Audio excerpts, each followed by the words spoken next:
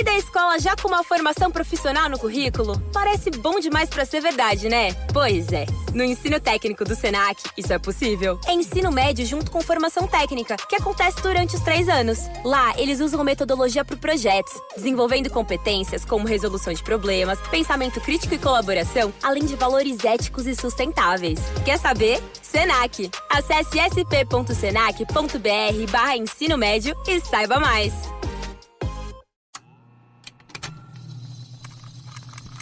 Contained herein are the heresies of Radolf Buntwine, erstwhile monk turned traveling medical investigator. Join me as I study the secrets of the divine plagues and uncover the blasphemous truth that ours is not a loving God, and we are not its favored children. The heresies of Radolf Buntwine, wherever podcasts are available. Hey there, everyone. Kristin up here at the intro for our season finale of the X-Files. Before we get into today's episode, I wanted to share something of deep importance to both Jenny and myself. First of all, this week is Thanksgiving week in the United States. It is also the week that here in the U.S., we have Native American Heritage Day, and I am sure that anyone listening to this podcast understands the connectedness between those two things. Not only that, but this episode of The X-Files itself takes place partially on a Navajo reservation, and we talk about that a little bit in this episode. I have a sneaking suspicion we are going to talk about it more in the premiere of season 3, but we will see where the X-Files takes us. That all said, I want to bring your attention to a couple of very important things. If you have been a listener of ours for a while, you know that back in season 4 of our coverage of Buffy the Vampire Slayer, we covered the episode Pangs, and in that coverage, we brought in an incredible voice, Koya White Hat Artichoker. Koya was a huge fan of Buffy the Vampire Slayer, and also as a member of the Rosebud Sioux tribe, came on to talk to us about the portrayal of the indigenous people in the episode Pangs. Koya was an incredible presence in that episode, and it is the only episode in the entire 144 episode run of Buffering the Vampire Slayer where we did not do a song, but instead had Koya read one of her poems at the end of that episode, and that poem can be found on our season 4 album. We learned that we recently lost Koya just a few days ago in mid-November, and I want to take a moment at the top of this episode to say that we are so saddened to hear of this loss. She was an incredible human being in the short time that we had with her as a podcast. We were just so moved by her. And I'd like to read a little bit about the work that she did and then encourage you as listeners to our podcast to donate to a fund that she herself created. These words that I'm about to read come from the Solidaire website, and I'm going to link to the entire thing as well in today's show notes. Born and raised on the Rosebud Reservation in South Dakota, Koya was a proud enrolled member of the Rosebud Sioux tribe. From the age of 15, she dedicated her life to advocating for Indigenous and Two-Spirit rights, becoming a fierce organizer and a visionary leader in movements for justice. As a founding member of the First Nations Two-Spirit Collective, Koya worked tirelessly to uplift Two-Spirit youth, support Indigenous reproductive justice, and connect these communities to philanthropic spaces to drive transformative change. Her advocacy for Indigenous reproductive justice was rooted in a deep understanding of its inseparability from the fight for Indigenous sovereignty. She saw this work as a part of a 500-year history of resistance to colonization, weaving together the rights to access abortion, raise children in safe and sustainable environments, steward healthy lands and waters, practice Indigenous cultures, speak ancestral languages, and govern sovereign communities. In 2020, Koya's visionary leadership brought the world's first fund dedicated to Indigenous reproductive justice, Building the Fire Fund, into existence. Guided by an Indigenous Advisory Council of women and Two-Spirit leaders from across Turtle Island, the fund represents a powerful testament to Koya's dedication and collaborative spirit. Koya co-authored Tired of Dancing to Their Song, an assessment of the Indigenous women's reproductive justice funding landscape, with Zachary Packenow. To honor Koya's legacy and her vision for the Indigenous reproductive justice movement, Solidaire is inviting you, and we here at Buffering a Rewatch Adventure are also asking you to contribute to the Building the Fire Fund. Your support ensures that her transformative work will continue lighting the way for generations to come.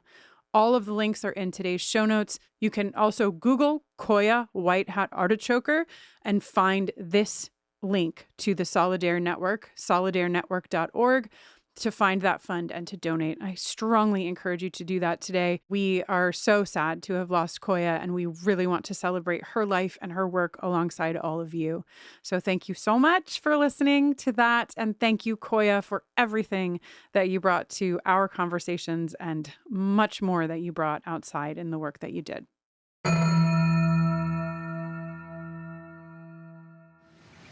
Mulder, these files, who knows you have them? Why? Because I had to lie today, and I put my job in jeopardy in order to do so. If they find out about those files... How would they find out? Maybe they already know. The question is it worth it? Is this cassette worth risking everything? I'll tell you when I find out what's on it. Now just tell me who I can talk to about breaking that code. I'm meeting with somebody in an hour. I might know something later tonight. I just need some kind of assurance that they're not going to let us hang ourselves with this. That I'm doing the right thing.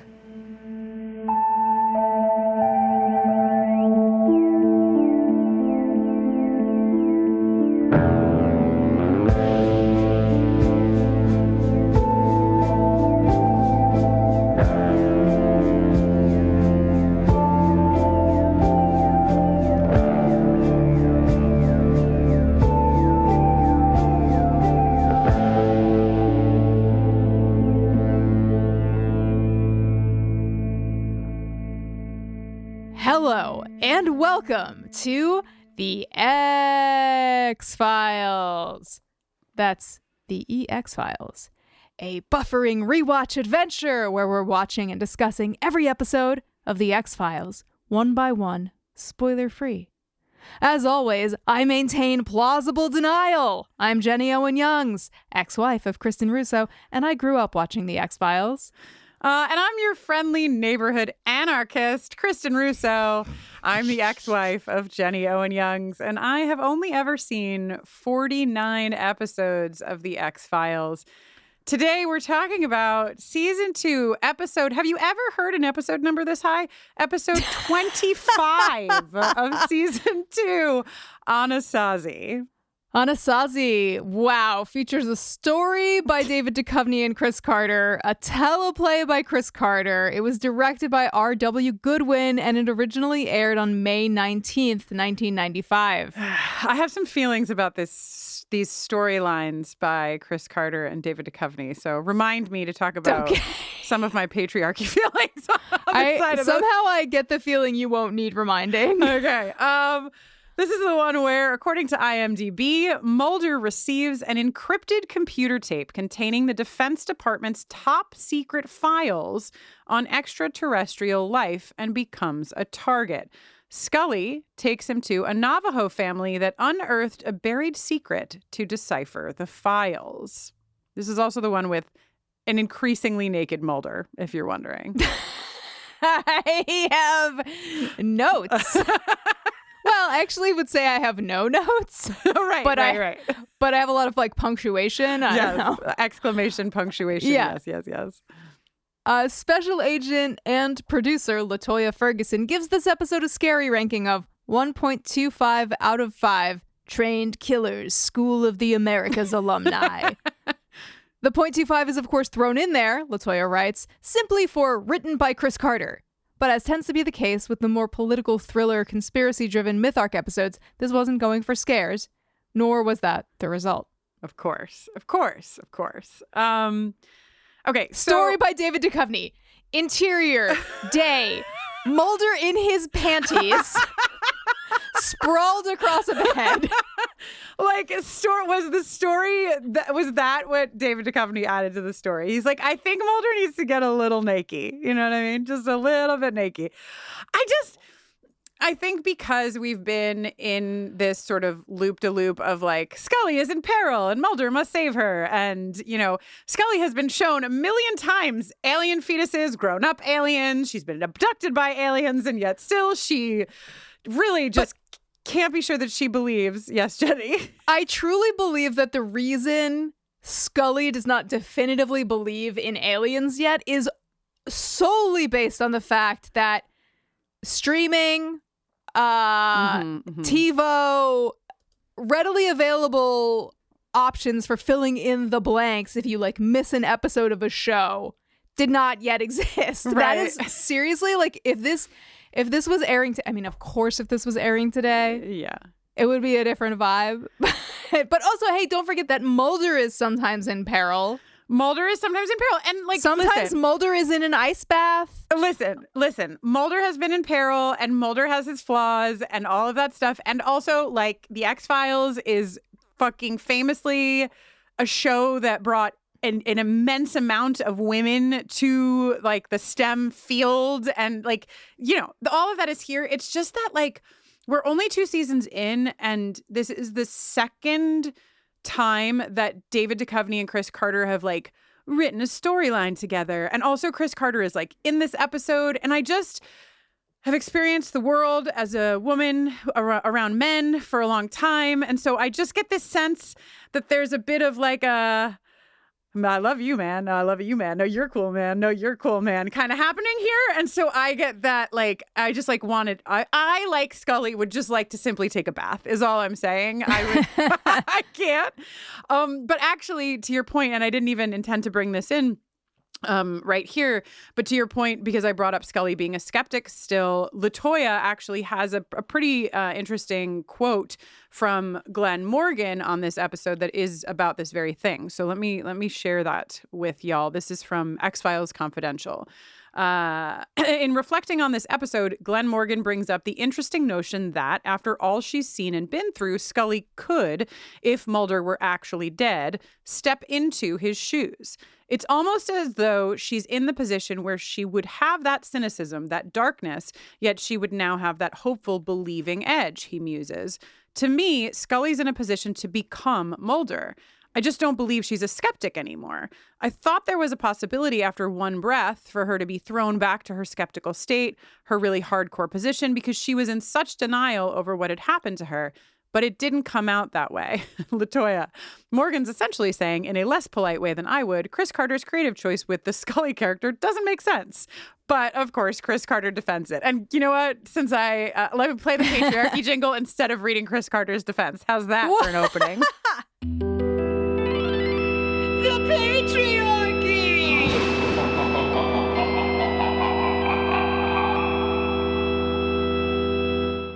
Okay. A couple of things before we get into the big thoughts on this episode and then the nitty-gritty of this episode. First of all, this is our finale of season 2. Holy shit.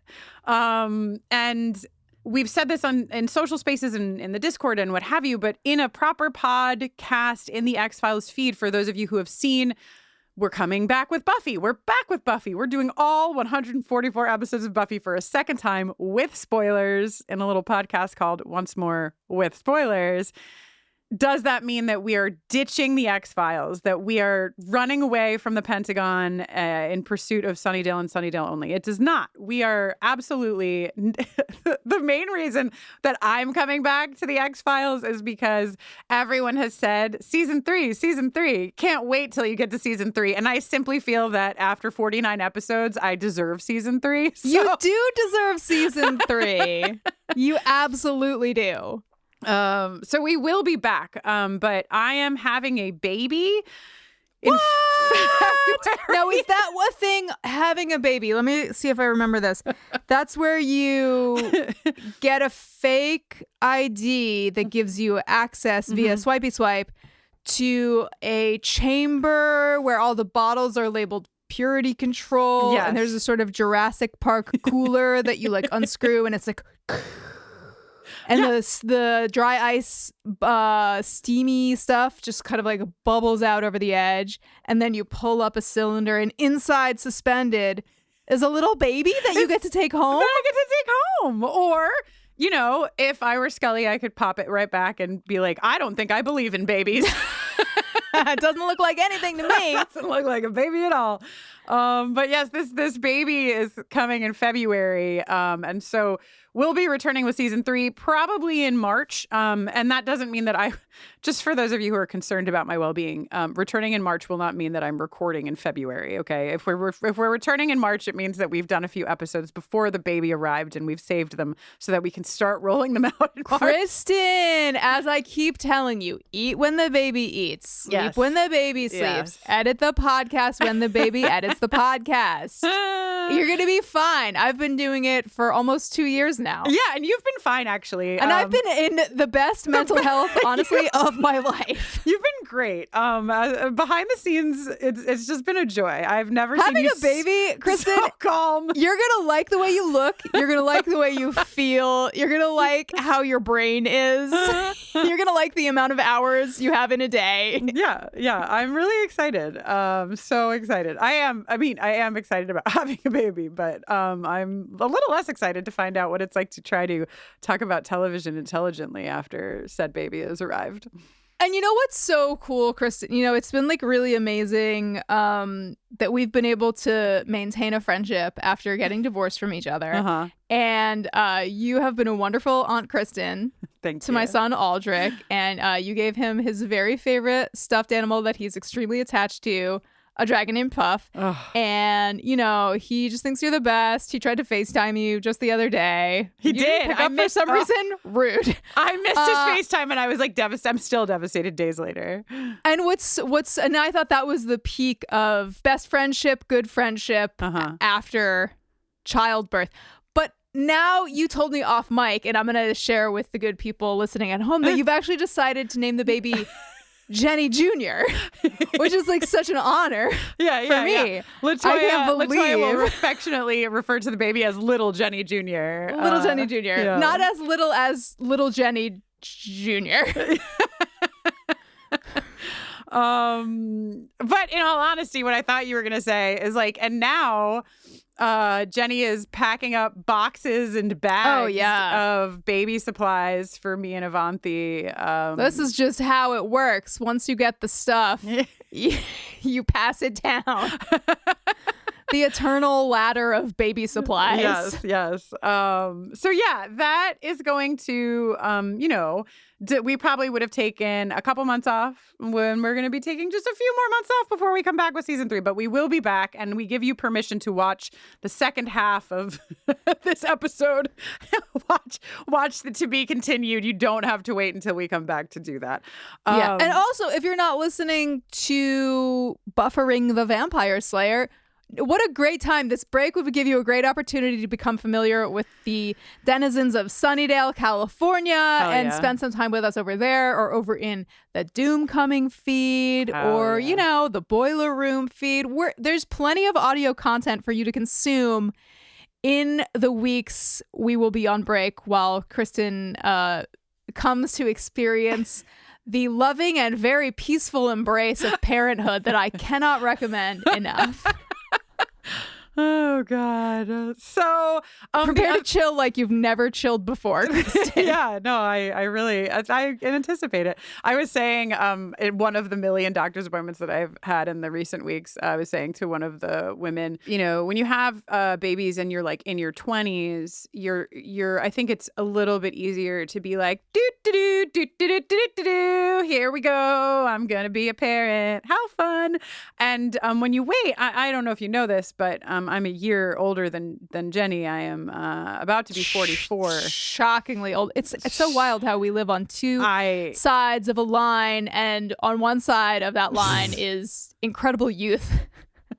Just eternal, it's blissful, amazing we can relate to glowing. each other, Yeah, I know. Huge divide. But I've had like 20 years of being very close to all kinds of things, births and newborns and parents in the face of their newborns and what have you. So at the very least, I have an idea of what I'm about to embark on. And I do not think in any way, shape, or form it's going to be easy. To that end, I made you all a very naive promise at the end of season 1, which was that we skipped an episode in season 1. We skipped Roland. And the reason we skipped Roland is because it was so problematic when it came to portraying an autistic character that it was like impossible to just like talk about the beats of the plot without doing a deeper dive. And so I said, well, sometime in season 2, I have 25 episodes in season 2. Surely in season 2, I'll be able to do this deep dive. But then pregnancy happened and life happened, and I've gotten incredibly behind on everything.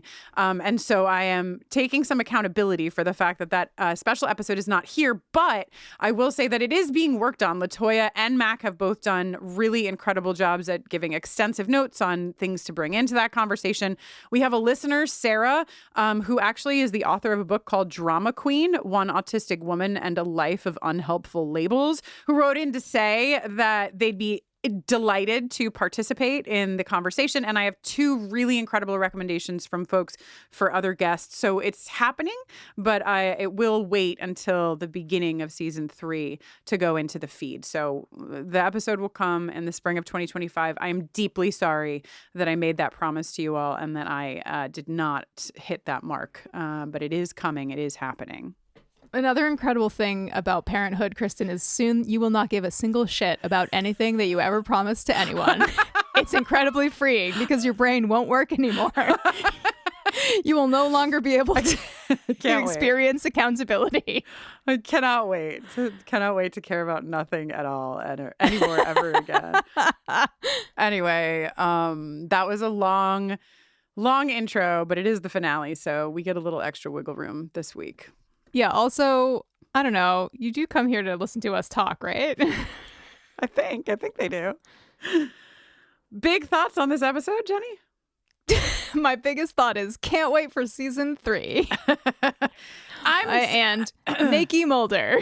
I'm a little scared about the start of season 3, to be quite honest with you, because we talked about the term Anasazi last week because for some reason it was in our town. It truly makes little to no sense. Yeah. But if you missed that coverage, the word Anasazi is not, shocking everyone, it is not literally translated to ancient aliens. It actually translates to ancient enemy. And this is an outdated term. It's a term that is not used by the Navajo people, not used by the Pueblo people of New Mexico and of this region. It was I know that I'm just shocking everybody up and down here. It is a Navajo word, but it was employed by a white man to describe a group of people. So in its very core, it's problematic. And this episode, we're barely there, you know? We spend most of the time sort of trailing Mulder and, we're following him to fucking Martha's Vineyard, which is right around the corner from DC, in case you were wondering. And so we don't spend a ton. We just have an opening scene and kind of a couple of closing scenes with the Navajo characters. But I am holding my breath, or I'm not holding my breath. I'm not sure which one I'm supposed to do for the continued half of this, especially because, not to jump to the end right away, but they fly away in their fucking helicopter with Eric, the fucking son from the Navajo reservation. So I'm a little concerned about our start of season 3, but you know what? I'll have a whole baby by then. So I can guarantee you won't care, Kristin. Oh God. Anyway, other than that, I think some important stuff went down. Obviously, this is some big, surprising story by David Duchovny. Some really big Mulder pieces coming down in this episode. Yes. For sure. Yeah, there's big stuff. But I'm just so there's some real exciting things on the horizon up ahead, and I can't wait to get there eventually later when you're a changed woman who cares about nothing.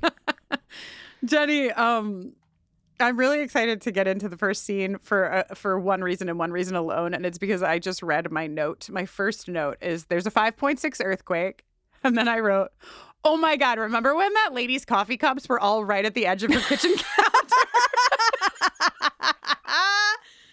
I really do. I forgot all about her. Ruby! Oh, man. Oh, simpler times, Kristin. Really missing. Really missing Ruby right now. My first note is score doing the most with the opening chord. The score is going wild. Yeah. So we have, we're on a Navajo reservation in Two Gray Hills, New Mexico. At first I was like, do we need to know it's April 9th? And then immediately put my foot in my mouth because we are following the dates in very detailed order as we go through this episode. Yeah. Two Gray Hills, New Mexico. Funny that it's called Two Gray Hills because maybe they were gray before the X-Files production team got there and painted a rock quarry red using 1,600 gallons of red paint. And they combined that with a second unit composite shot series taken to ideally recreate an arid New Mexico vibe within an hour's drive of lush Vancouver. God, how many gallons of paint? 1,600 gallons. Chris Carter has said that the southwestern United States is about the only area that can't be duplicated in and around Vancouver. LaToya would argue that the rest of the world also can't be duplicated in and around Vancouver, but Vancouver Productions will forever try, and that's why we love them. Kristin, the other thing about the painting of this quarry... Yes, we're painting the quarry red. Painting the quarry red. Is that when this episode aired, televisions were being produced in a different aspect ratio. And now at the edges of your screen, you can see a lot of gray rocks that didn't get hit with those 16. The 1,600 gallons had to run out eventually. Oh my God. And the remaining gray rocks were cropped out of the old school aspect ratio, but now you can see some. You're welcome. So actually it's Two Red Hills, New Mexico for these purposes. Two red hills with some gray sort of ears. Yep. Yeah, perfect. It's not to fucking go off on another little mini tangent here, but because we've been back in Buffy, I haven't even talked about it in the Buffyverse yet, but the aspect ratio, obviously, when you watch on Hulu, it's totally changed and blah, blah, blah. And I was talking about it the other day because it comes up a lot and I just can't get over it. Who does this? Don't you understand the role of a director and it just seems insane to me to take something that someone has made specifically in an artistic fashion and say, right. What if not? Here what you if go. we just... Well, it seems like, correct me if I'm wrong, universe, but it seems like the prestigification of television, that's a real word for sure, I'm certain. Yes. Starting around The Sopranos-ish? Was really pushing television into a more sort of cinematic zone. Sure. And that's not too far off from when television aspect ratios started widening to get closer and closer to movie screens in a movie theater. And more power to those productions that were made with that in mind. But how are you gonna recolorizing or helping film be what it was back then in a digital space makes sense to me. But taking something that a director. What's wild is why do those edges exist? Is it because they're shooting on the same equipment that's making film and then cropping for the old school TV? But then they've got the full dealio in the archive. So they're sounds like a question for LaToya Ferguson. Pull it out and She's probably LaToya, could you help us? Anyway, I'm gonna swing by the lair later and see if I can get some answers. Eric, Albert, and father are sitting at the table. The dad has no name, but Albert is the grandfather and Eric is the son. They're all eating their breakfast, and an earthquake has happened. And Albert tells Eric, as he goes to ride his really fucking cool motorbike, if I do say so myself, that he should stay away from the snakes because they're going to be frightened and angry today. Okay, I would love to know, because it seems like pretty legit that post-earthquake, snakes would be, stressed pretty out. Up. Yeah. Yeah, possibly traumatized.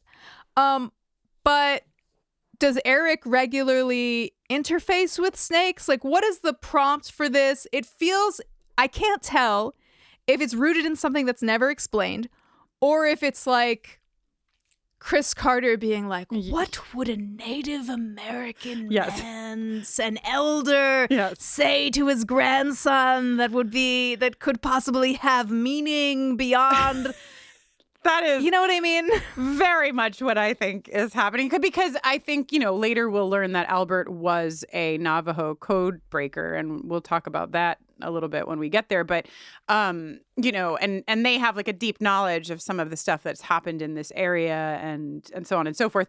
So I assume that it is Chris Carter saying, how could Albert say to be wary of the frightened and angry government, people, cigarette smoking man, cry check, who knows? But like, how can we give this message that people are going to be frightened and angry, things will be uncovered, be wary of them, but do it in a way that like fits the indigenous, the stereotype of the indigenous person. That's what I take this line to be, because I don't think that he's telling his grandson to watch out for actual snakes, since Eric doesn't seem interested in a snake from the moment we meet him until the moment he flies away in a helicopter. There are no snakes in this episode, right? No snakes seen. Chekhov is like, what? Where are the snakes? Yeah. And then we immediately, of course, get like Eric rides off and Albert and his son are talking in Navajo. We get the translation of the Navajo because it is meant for us to understand. In this case, the father says, what is it? And Albert says, the earth has a secret it needs to tell. He's aware of this train car that will be unearthed, and Mulder's inside of it, and it burned. I can't believe we lost Mulder into season 2. Wild. May he rest in peace. R.I.P. Fox Mulder. Okay, so we see the top of this car through Eric going out there, and he goes back home. He tells him he found something. This is quite a reveal, Jenny. Kristin, do you remember those tiny little guys they were tiny little hard guys, little toys, and you would put them in the tub? Or in like a glass of water, and over time they would like get big and kind of like floppy. Yeah. How am I doing? Great. I wrote dehydrated alien.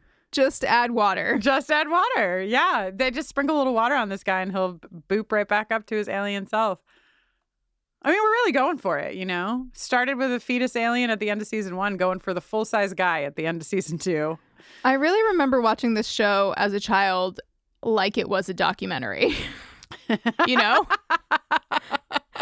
what Totally. that's what like really was like ringing loud and true on rewatching this episode. I was like, oh yeah. I was like, finally, we're getting to the truth. The people will know the truth.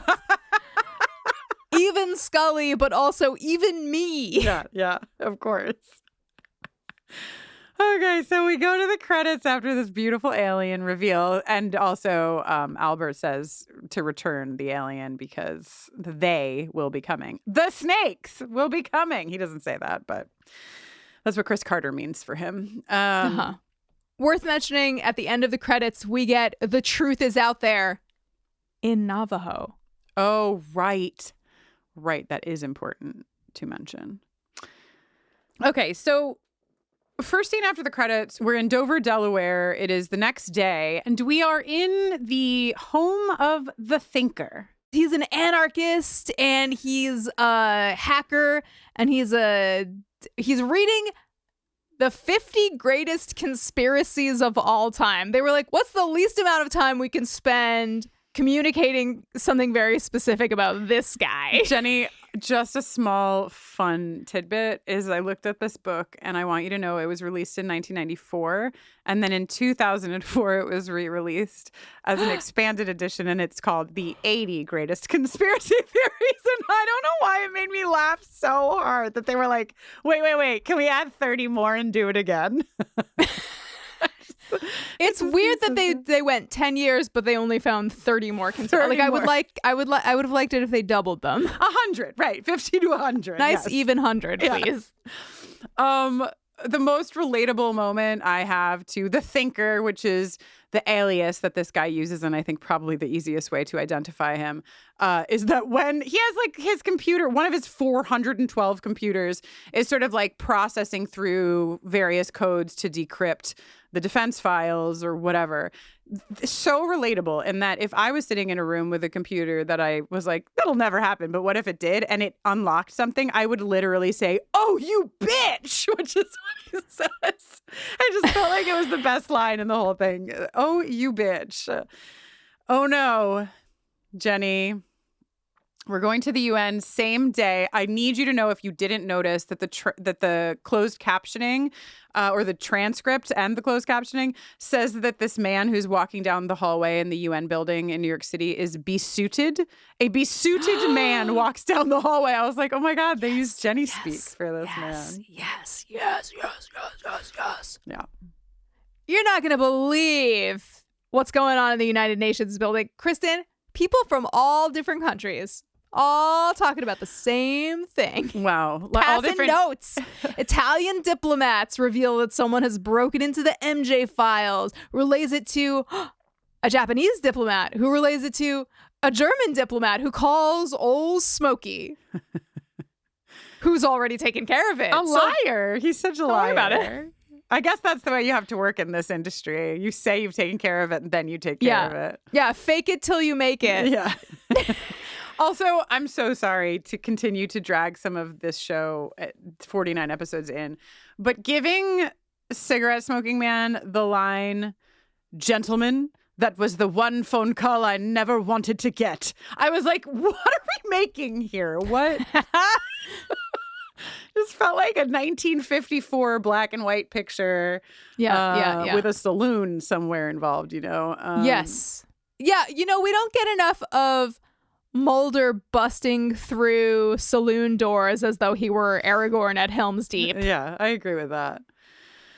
Okay, so they bust into the Thinker's place. This is when I counted 412 computers. No one seems to be home because, of course, he fled knowing that he had decrypted or decoded. There's something different about encrypting something and coding something, and folks were talking about it in the Reddit, not the Discord. It was Reddit where I read it.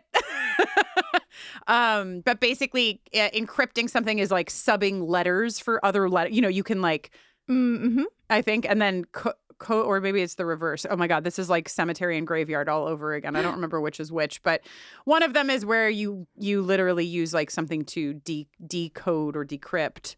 And then the other one is like using the Navajo language. So or a phrase, that has a meaning, but only because you've decided that phrase has the meaning. So you kind of you can't like figure it out. You have to actually find the source of the thing. Anyway, Mulder's wearing a tank top. So why am I even talking so who cares? Yeah. You know what you will still care about after you have a baby, Kristin? Mulder in a tank top. I was not prepared. He looks really good. He's like not ripped, but not ripped. He's like that perfect middle ground between ripped and not ripped, It's good. I was personally relieved to see that he has a knife block in his house. It feels like a touch of domesticity that I was not prepared for. Other than that, though, Jenny, this looks like great. Yeah, it looks like very much that this man has one plate, one mug, one, you know what I mean? He just has the one of everything he needs, and that's it. He's taking some aspirin. One bed. No beds. Zero Well, we beds. haven't, just because we haven't seen them. I mean, LaToya we haven't seen his bathroom, but I think we all agree this apartment has a bathroom. Nope, he pees on the couch, sleeps on the couch. Pee on the couch when the baby pees on the couch. No, LaToya and I are in agreement. Canonically, Mulder has no fucking bed, and you cannot overrule us. It's 2-1. Okay.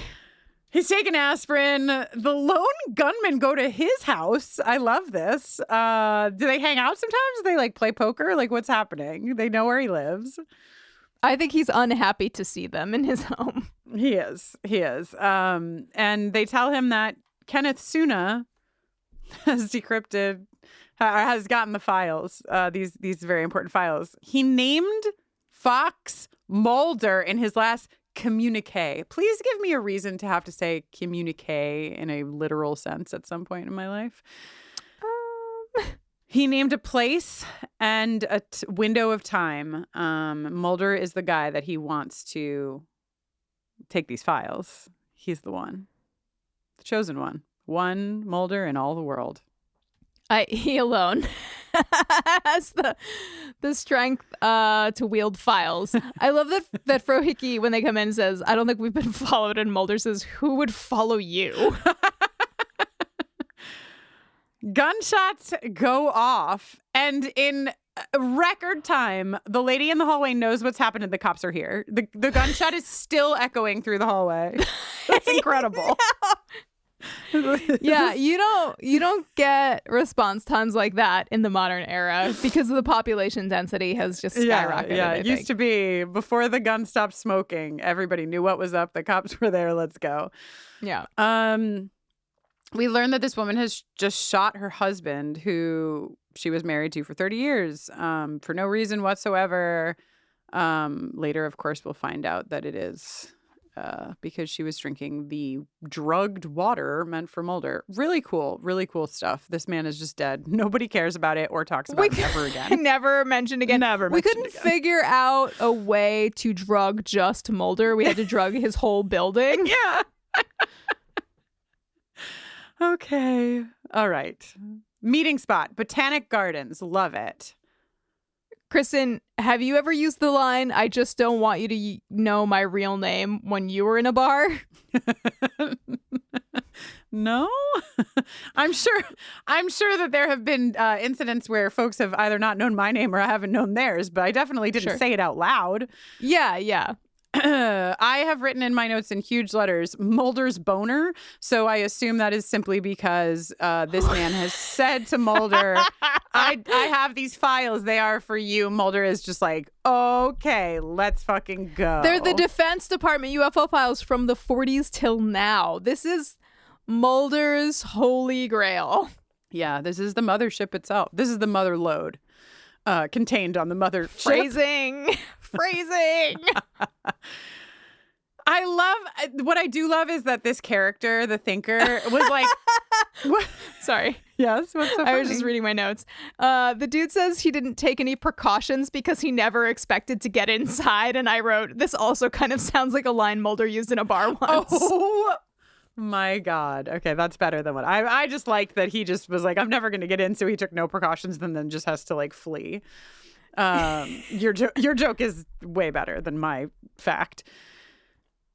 I want the truth, he says, and I want you to promise that those rat bastards answer to the people. Mulder's Get these boner, rat bastards. double, but can you have a double boner? Double boner. I would actually be the last person you want to ask. I really couldn't have less information. Like, you thought you had a boner and then you're like, oh, this is a boner. That's what happens at the end of this scene. Sounds like none of our business. April 12th, Mulder's office. Time is flying. Time is flying, except for what I will say is that I am absolutely not believing that Scully has knocked on the door. Mulder's like, get in here and lock the door. And Mulder has not even opened the file yet. What has he been doing? Also, he took this tape to work? Yeah. He took it to work? As LaToya says a lot, Mulder does not realize he is in the FBI. It's one of his biggest flaws. Yeah. He just thinks it's his parents' basement that he goes to every day. Mulder can't find a file, so he thunks a huge Bible down on the desk and says, ever heard of the 10 Commandments, Scully? Scully, recite the 10 Commandments 2024 challenge, please. She asks if he wants her to. And I know, and I'm like, I do. Yeah. I would love to hear it. Who even knows what he's saying? I don't even understand what he's saying about fucking God's side projects and all this nonsense, and I don't care. But what I do care about is that Scully's like, where did you get this? He says, your friendly neighborhood anarchist, and then he opens the file. He sees words he doesn't recognize for about 4 seconds at most. If that. If that. And he throws a full tantrum. He gets up. Yeah. He's kicking shit. He's throwing shit. He's like, this is gibberish. Mulder, have you ever heard of not everyone speaks the same language as you, and B, also like codes? The idea that Mulder would not it's only because he's full of LSD. Yes. And I kind of forgot on my second watch, like I kind of forgot when he's sorry to get here in advance, we'll go to it in detail, but when he's like punching fucking Skinner and this scene, I had gotten foggy on you the were fact. just like, what's gotten into Mulder? I was like, I wrote at one point, Mulder's really on one, and then I was like, oh right. I'll tell you what he's on. LSD. Oh God. So Scully's like, hey, actually, this looks like Navajo. Her dad explained to her that Navajo was used in World War II as a code. I did a little bit of research on this, and I told Jenny before we got on the mic that I wish that I had time to do a bit more. But this is real. In World War II, the Navajo language was used as part of the encrypting system to transmit messages. It was one of the languages that the Japanese were not able to break because, of course, right, this language was based here, and there were not translations or things like that existed. There's, I don't think I recommend you watching this movie, but I did find out that there's a movie from 2002 called Wind Talkers, which is about the Navajo code breakers, the Navajo code talkers. It stars Nicolas Cage. And for no reason really whatsoever, I don't have a great feeling about maybe its authenticity and storytelling. I could be wrong, but I might be right.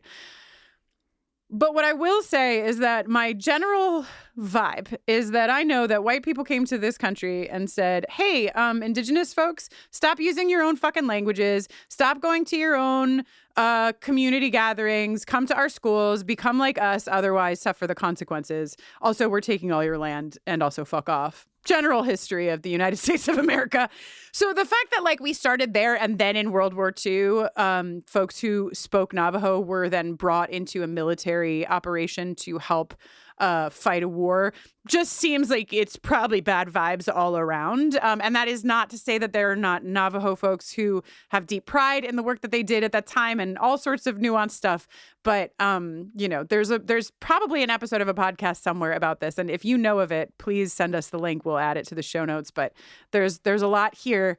The only thing I really want to establish is that this is real. And it wasn't just that it was translated to from English to Navajo. It was coded and also put in the Navajo language. So there's a double barrier to accessing the information here, which is why later the first woman that Scully goes to can't actually break the whole thing. Anyway. All right, Scully's like, are you okay by any chance? Because it doesn't seem like you're okay. And Mulder's like, I haven't been sleeping. I'm sure that's all there is to it. Oh my God. And if you didn't think Mulder was really on one in that scene, let's go to fucking outside Daddy's office is my scene location. Oh my gosh. Mulder asks Skinner if this is another jerk-off assignment where I end up doing the government's dirty work. The porn basically writes itself. This is also another moment I know in LaToya's production notes where she writes, can anyone let Mulder know that he's in the FBI? This is actually literally his job description. Skinner's like, I heard a rumor. You got some files. And Mulder's like, I heard a rumor that I'm punching you right now. Skinner's like, I'm not into this. You know what I mean? Skinner gets Mulder in a headlock so fucking fast. Our boy never stood a chance. Never. Are we done? Skinner is somewhere Sarah Benincasa is spontaneously combusting. Yeah, none of our business about anything that Sarah Benincasa has to do with this scene. Are we done? We're done. Mulder leaves. Oh God. Interior, Daddy's office. A lot of people, including Chris Carter, are sitting at the table. This is such a big deal that even Chris Carter is here to discuss it with with Scully. Scully looks great is a note I would like to make sure gets on record. Oh, she looks fantastic. Okay, cool. Yeah, okay, that's officially in the transcript now. They're all like, hey, Dana, what's up? Any idea why Mulder's freaking out? Also, would you lie for him? Yeah. Yeah, they're like, I love that she's like, I'm not going to answer that. I'm going to redirect by asking another question. Yeah, she's good. She's good in these situations. But this is a lot. You're calling yourself his partner, but weren't you assigned to debunk his work? Yes, sir. A year and a half ago, I've been writing regular reports stating the validity of Mulder's work on the X-Files. Then, of course, to your point, would you lie to protect him? Am I being accused of lying? This is, hey, kids. Yeah, I'm like, this is exactly how to handle it when your parents ask you this shit. Yeah, I'm like, clickety, clickety, clack, writing down, oh, fantastic redirection technique for the next time I'm interrogated. Yeah. Making a note right under, call for your lawyer. I'm not saying anything without my lawyer present. That's why I put it on a cookie. I did mean to tell you, Jenny, that you got additional emails from actual lawyers that said, yes, always ask for your lawyer. No matter what, right? No matter what. Hell yeah. Love that. So they tell Scully that she might be up to the same disciplinary action that Mulder is if she is lying, which is dismissal without chance of reinstatement. You know, this show, is, so far as I know, has 9 seasons and a movie at least. So I don't think that will who happen. knows if they'll be operating from outside of the machine. I would love if for the rest of the series they actually were outside the government trying to fuck up the government. That would make a lot more sense. But probably easier to fuck it up from outside. Then they have.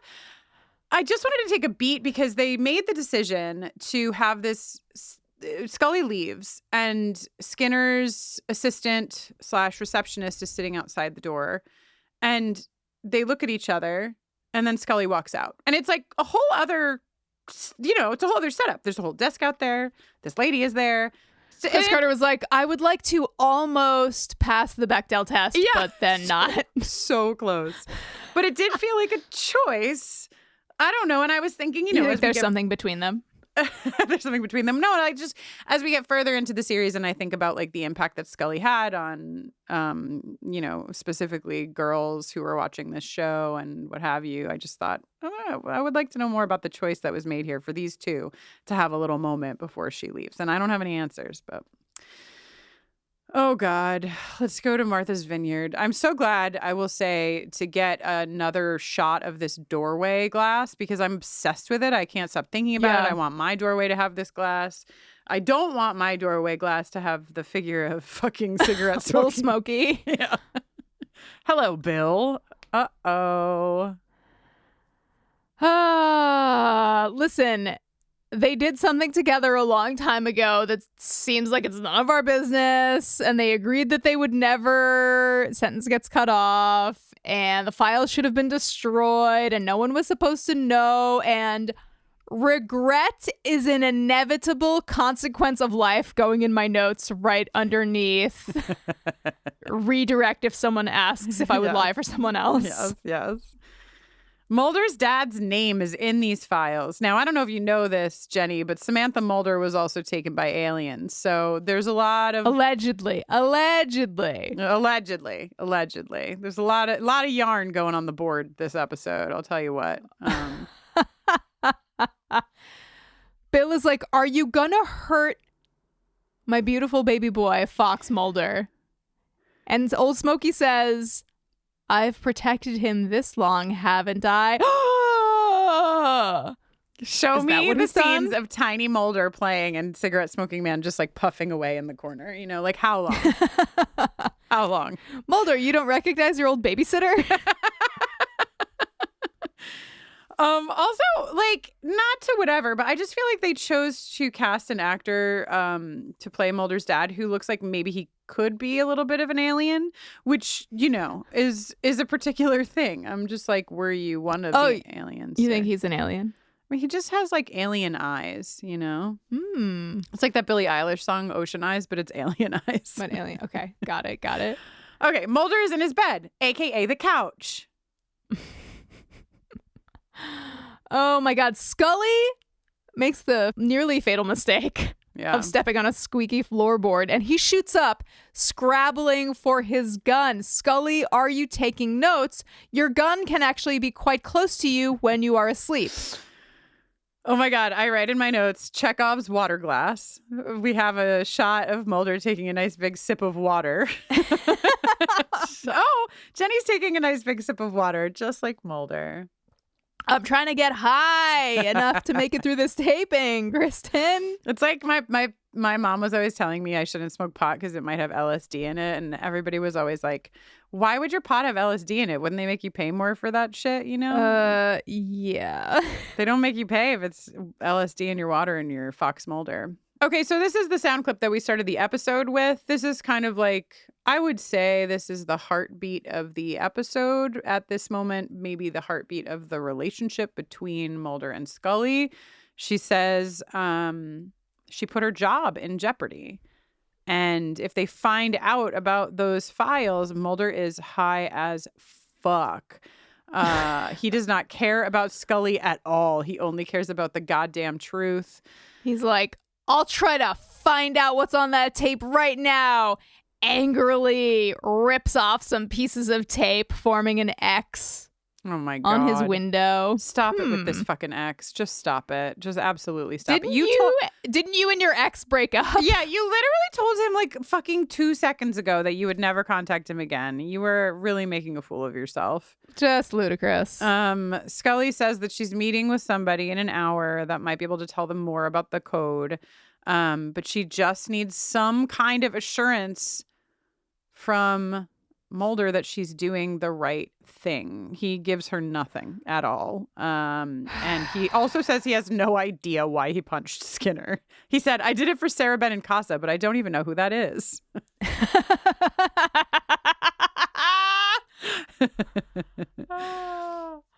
Okay, so Scully is in the offices of the Navajo Nation. She's speaking with this woman there who recognizes a couple of words, but like I said before, can't break this whole thing because it's not just written in Navajo. Jenny, what are the words she recognizes?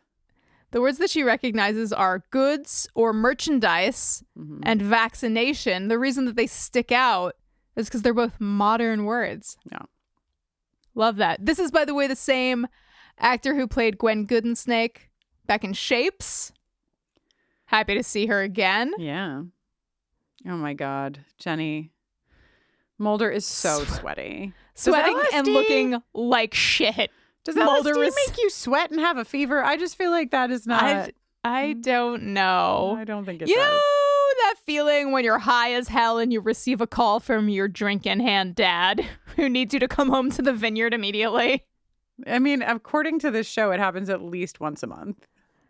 Does Mulder have his pilot's license?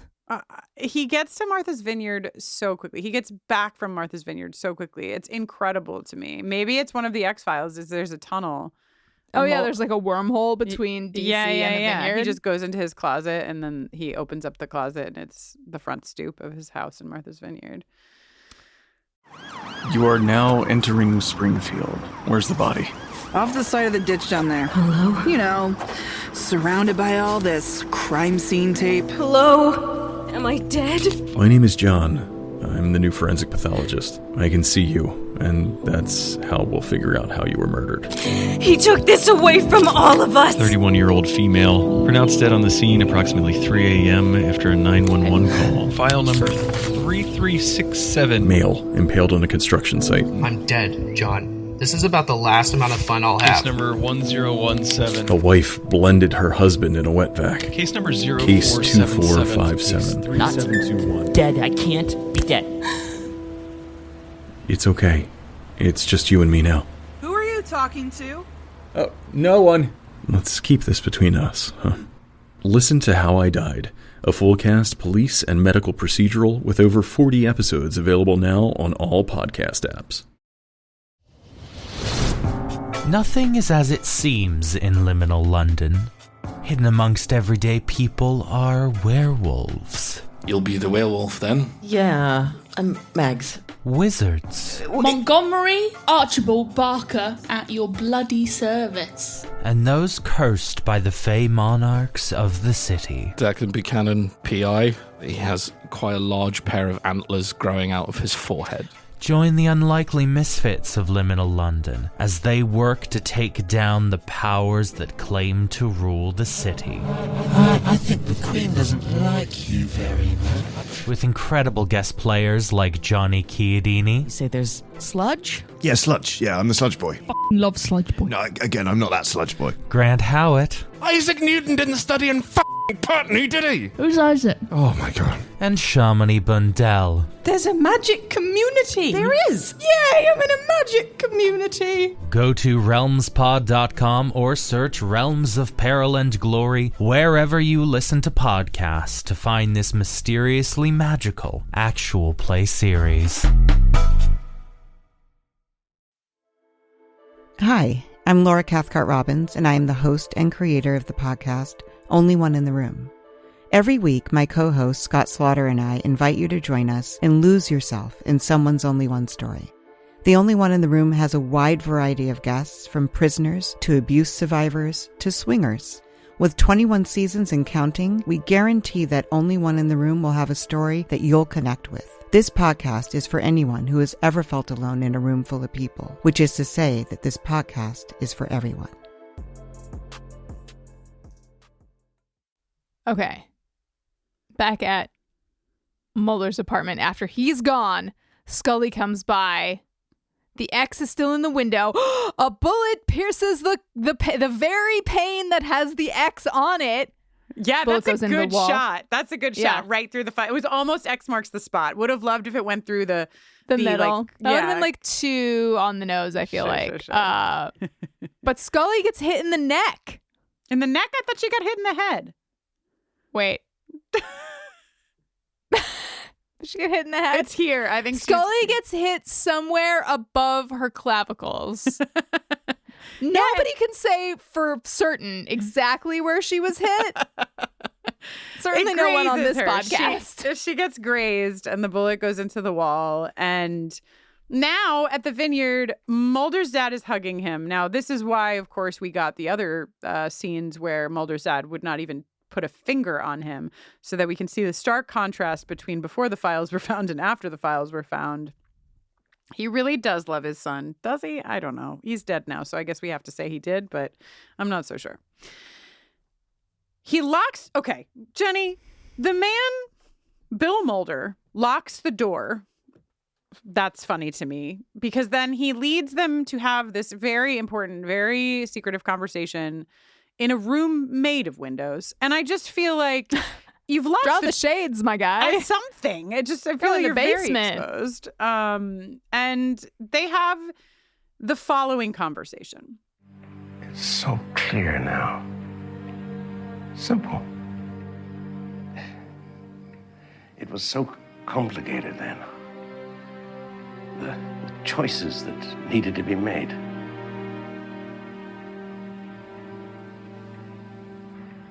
What choices, Dad?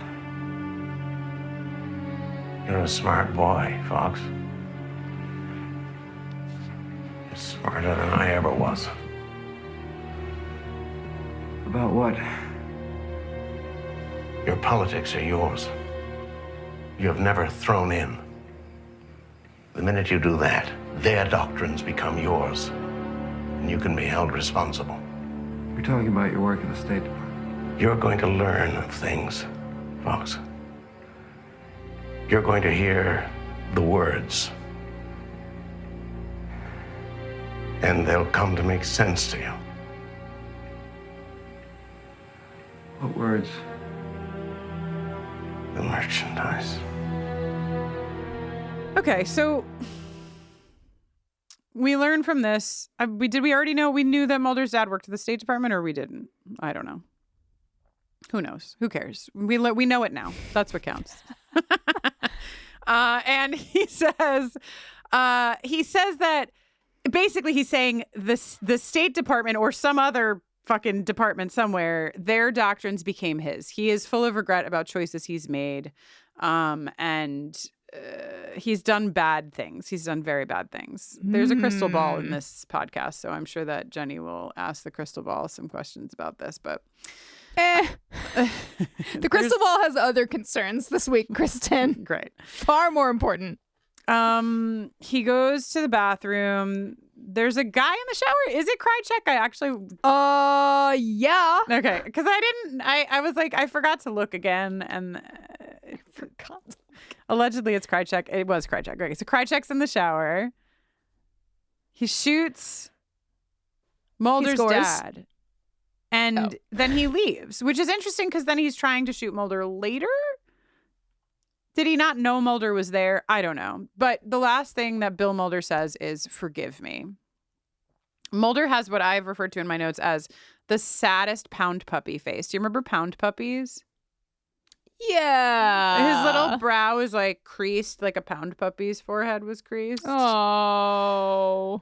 Well, at least he now belongs to the Dead Dad Club with Scully, you know? Oh. One more thing. Oh, now they have something something else they can bond over. Exactly. I'm sorry. I will stop talking after I say this one more thing, but it's just that my next location is, I'm sorry, he carried his entire dead father to the couch? That's not an inconsiderable weight. A whole human person? I know he's on LSD or whatever, but like also he's just like carrying his dad all around the house. He's taking his bloody hands and like smashing them on the phone. He's tiling the phone. He could not be making a messier crime scene if he tried. It's not how I would do things. I mean, I guess we'd have to take LSD to really find out what we would do. But next podcast, season 3, every episode. Take LSD when the baby takes LSD, you know? Yeah. Okay. Mulder calls Scully. What else would you do in this scenario than call your partner? Yeah. And be like, my father's dead. Scully is immediately like, did you do anything? You really haven't been yourself. Were you picking a fight? Yeah. Did you accidentally shoot him yourself, actually? But then run. You have to run because they're going to think you did it anyway. Yeah, and you listen, Jenny. She says you're not going to be safe there and you're not going to be safe at your house. So you should go to the safest place in town, my apartment. Nobody ever breaks in and tries to murder or kidnap me here. I just feel like, you know, there's a line that Shauna has in Yellow Jackets where she says, your father's not a bad man. He's just a bad criminal. These folks are very bad at crime or crime adjacent choices. You're on the phone. You're on the cell phone. You stay on the cell phone. You're getting your blood everywhere. You're not using gloves. You're fucking going to your fucking partner's house. Don't you think that anyone would look there first? I just feel like maybe it just seems like not the place to go. No. It seems like you want to get on a city bus and loudly tell someone over the phone, I'm going to Vacation Village. Yes. Okay. They're going to suspect you anyway, so you should definitely run. Is just the most bananas logic I can imagine. An FBI agent telling another FBI agent. Okay. Mulder arrives looking like absolute dog shit. Scully puts him into a nice clean bed in his bloody shirt and his boots. And he's like, we got to find out who killed my father. And she's like, shh, let me just put this little cloth on your forehead. Cut to the next day. Gone are his boots. Gone are his pants. Gone are his shirt and the shirt under it. This man is just in his underpants. Done by Scully. Unless he did it in his sleep. No, because the gun is gone and we know Scully took the gun. She definitely derobed him. Yeah. And I think that you're missing, there's at least one jingle that needs to be played here.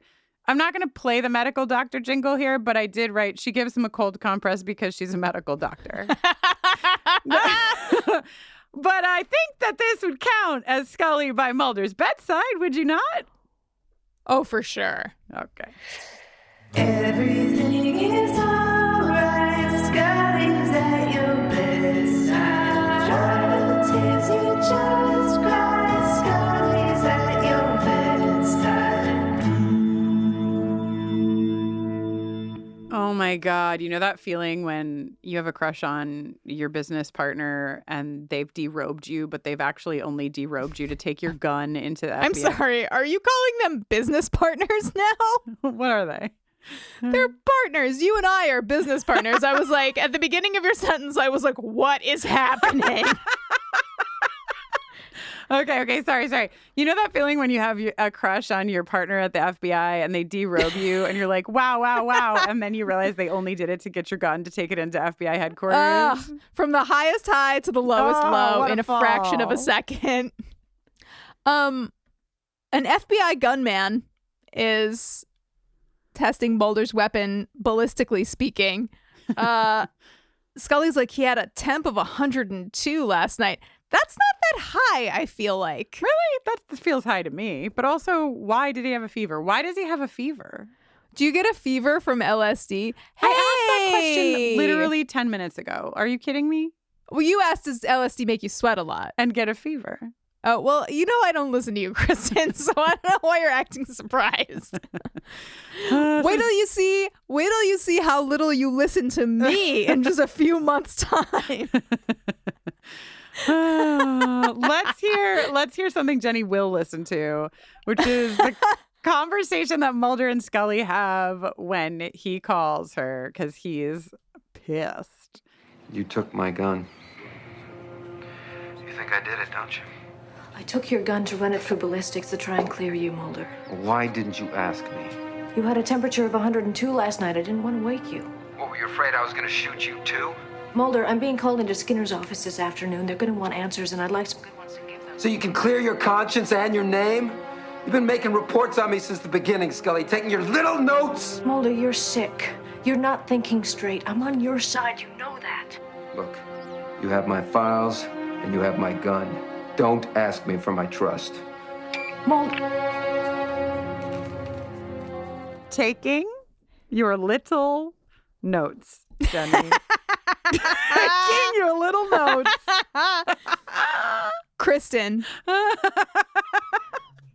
I took the opportunity. Campaign to get Mulder to take LSD every episode. I took the liberty of, during the sound clip, of Googling side effects of LSD. Oh, great. Tell us. So the physical effects can include dilated pupils, raised body temperature, okay, increased heart rate and blood pressure, sweating, okay, loss of appetite, sleeplessness, dry mouth, and shaking. And then we get to the part of the page titled Unpleasant and Intense. And this is where I pray that no one who is actually currently tripping ever comes to this site. It says, or if you're currently tripping right now, actually, just hit the fast forward button. Yeah, fast forward a few times. While using LSD or tripping, a person may feel anxiety or fear. The hallucinatory effects can be unpleasant, such as spiders crawling on the skin. No fucking... Why be specific? Why be specific when somebody might just need information? Yeah, I feel like it's really leading the tripping witness there. Right? Okay. Are you okay? Jenny looks like she's watching a horror movie, but she's just reading a page about LSD. Yeah, I'm all set. Scully is fishing a bullet out of Mulder's wall, the one that grazed her head, or if you're We've Jenny, all been there. Somewhere else. She sees a white van downstairs with a big tank, and she goes down to the maintenance room with her flashlight. Ding, ding, ding. Check the abacus. Ticket up one. They're doing such a horrible job. They haven't even put the same label on this tank that the other tanks have. It may as well say like LSD for Mulder. She notices there's no label. Then she sees that all the valves are brand new. And then Scully Scully, a plumber, she disconnects this soft water tank like it's her fucking job. I was impressed. As the resident plumber in my family, I was like, damn, Scully, that was bold. She could have wound up soaking wet going up those stairs. So when we get the view out Mulder's window, like down to the street, am I losing my mind? Because I would have sworn on a stack of Bibles that in previous episodes when we've seen out of Mulder's window, he's been like on street level. Oh, I don't know. Because there's always a van out there surveilling him while his phone is like click, click. Click, click. Right. And I feel like we have seen him many times look out the window and be on ground level. Maybe he recently moved into a new unit in the building because this one has a kitchen, but not yet a bedroom. But not yet a bedroom, yeah. Nor a bathroom. Just let us know. That's what you're here for, listeners. Yeah, I feel like you probably know a lot more than us. Yeah, especially this episode. We don't even care. Kristin's practicing for motherhood. Okay, so Mulder is approaching where? Do you even know? I was like, Scully's place? Is he going back to his place? Where are we? He has no gun and Krychek approaches. I wrote Krychek approaches that little bitch in all caps. Which maybe means he gets his smug bitch ranking in this one. Mulder does a really good sneak for a guy who's been fucked up on LSD for like a week. He like is really quiet on the other side of this corner of the wall. Punches Krychek. Says he's going to kill him anyway, so he might as well tell him, did you kill my father? Jenny, Scully shows up. You ever shoot the one you love to prevent them from shooting the one who shot their dad? Oh, God. She shoots Just Mulder. two guys, one of whom killed the father of the other. Boy stuff. Yep. She shoots Mulder so that Mulder doesn't shoot Krychek with his weapon, because if he did, then they would not have any way to prove that Mulder didn't kill his father. What if Scully just shot Krychek in the shoulder, thus... Right? Or like caught Krychek. Like shoot, if you need to shoot Mulder so he doesn't shoot, fine, but then just also shoot Krychek. Yeah, just bang bang. Yeah, it's Scully. Do you only Isn't have that one what bullet? they teach you at the FBI? Bang and then bang. Somebody screams, this delighted me. Somebody from the building screams, "Oh my God, somebody call the police." And I wrote LOL, because they're literally all police. Well, I think the FBI, if the FBI could hear you, they might take offense. It's true. Local police might be offended. They're not police. They're FBI. I know. They're not friends, and they never will be. They never will be. So We saw trying that. to make it saw happen. that illustrated in that episode about shadows. Many times, actually. Yeah. April 16th. We are, what do we start? April 9th? 1 week. Yeah. It's been, I'm so sorry. Oh, I hate myself. 1 week since the LSD. Okay, so Scully kind of like breaks down the logic for us. If Mulder killed Krychek with his own weapon, and that was the weapon that killed Bill Mulder, then they'd have no way to prove Mulder didn't kill his father. I wrote a couple question marks after this because I feel like I just have the distinct sensation that I just like went around in a little circle, and I'm sure it makes sense. Sure. Also, do you realize that you said the same thing I said a moment ago? Or were you just saying it again for emphasis, or? Cool. No, that's great. But just checking. Well, but you were saying it. I was saying it in the context of the last scene, and you just how wanted she. Yeah, and I'm saying it in the context of Scully spelling it out. Great.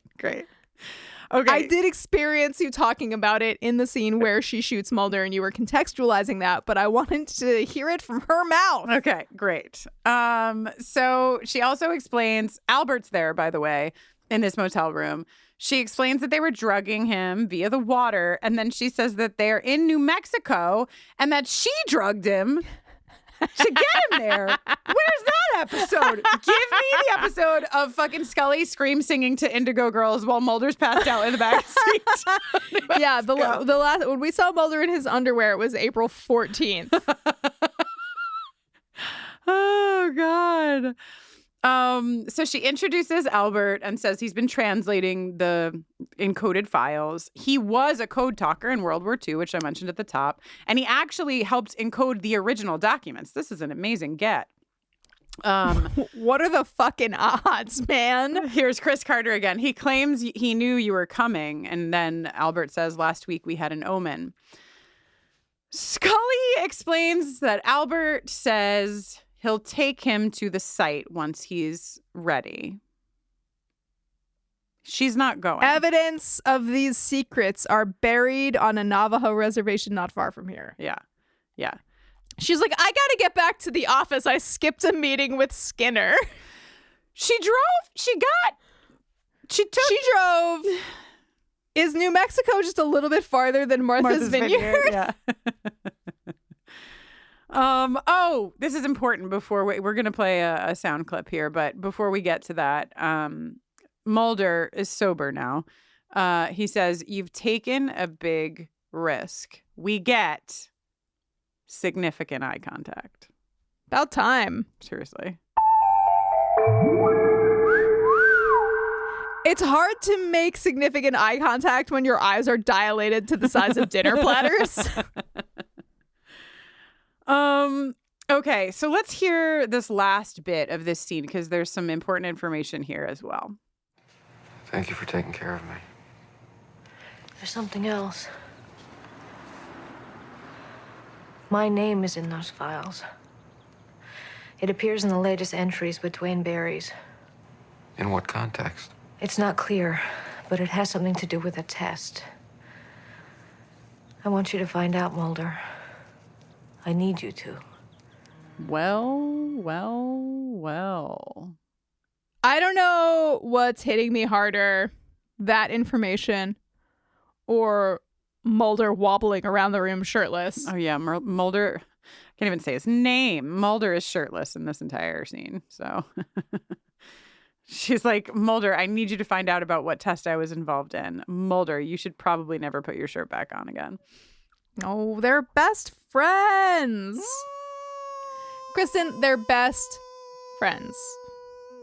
I don't know about that.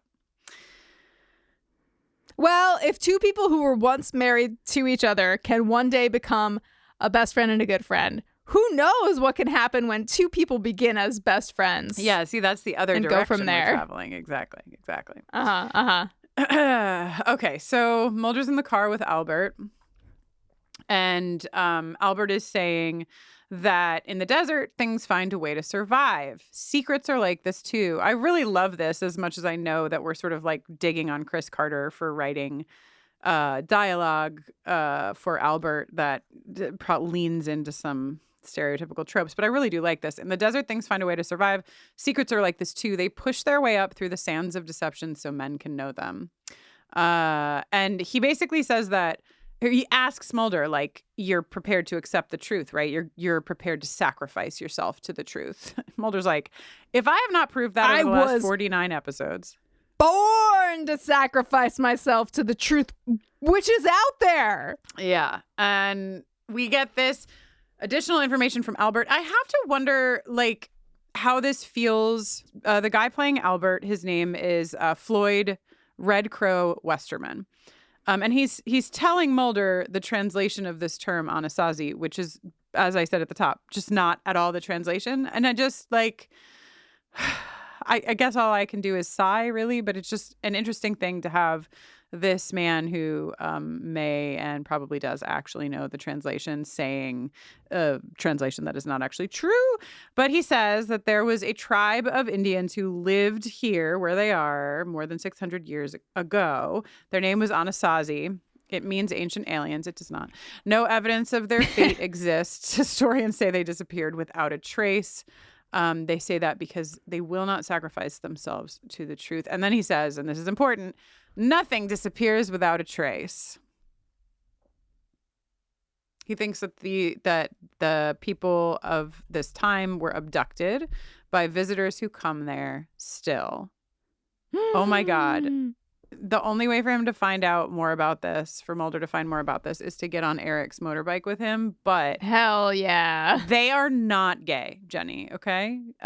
So don't ever think they're gay. Mulder will not touch Eric's body while he is on the back of this motorbike, despite having a bullet just recently passed through his shoulder. He has his one arm in front of him and one arm behind him holding him on the motorbike. It is the biggest no Looking homo as though he's fucking... about to like do a little bow.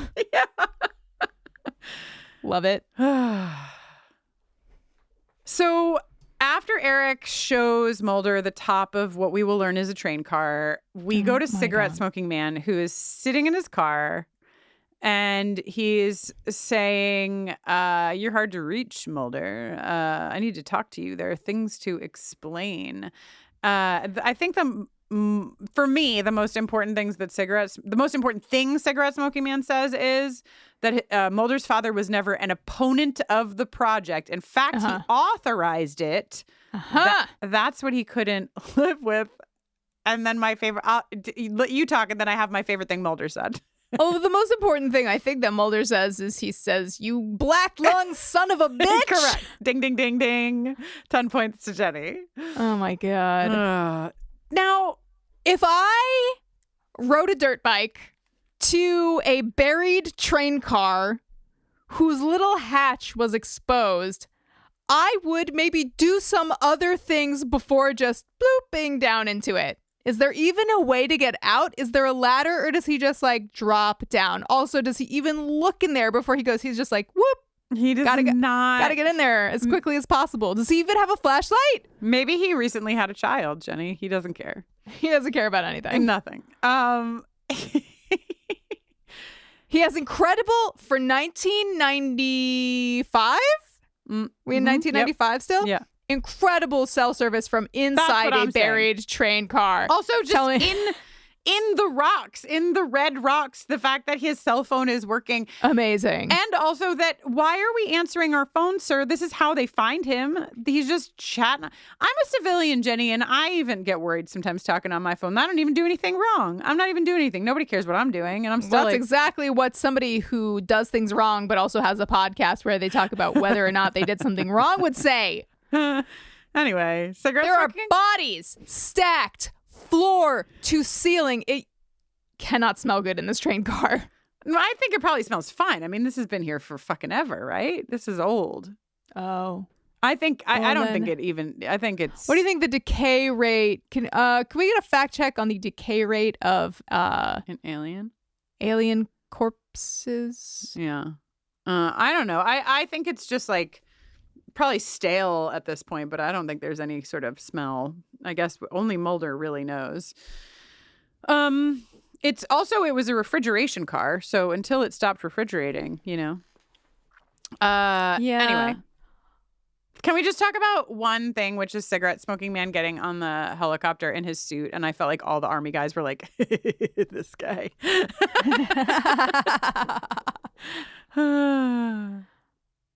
So Scully has some information for Mulder too, and it can't wait. It can't wait till he's not inside of a train car full of alien corpses. She says, Mulder, in these files, I found references to experiments that were conducted here in the U.S. by Axis power scientists who were given amnesty after the war. Some kind of test on humans, but they're referred to as merchandise. And then, Kristin, something happens that scoots the X-Files as a property over just a couple clicks to the right and allows it to overlap with another circle, a central hub of a sub-genre that I like to call smallpox scar-driven dramas. Oh my God, what's another one? Well, have you ever heard of a little show called Outlander? I've heard of it, but I've never seen it. My current wife's mother loves it. Yes, exactly. So smallpox scars are great for time travel dramas because if you have a person from modern times traveling backwards and then they encounter another person who is also not from that time but might be pretending and blending really well, but they have a smallpox scar. Okay. They can identify their peer, the crowd of people who are actually old-timey. So what it does for Mulder here is it helps him clock that that's a fucking person. Is that what happens? I mean, it feels like there are a few possibilities, right? Either these bodies are aliens and the aliens got a smallpox vaccine for some reason. These bodies are human, but they look like aliens for some reason, but they got a smallpox vaccine.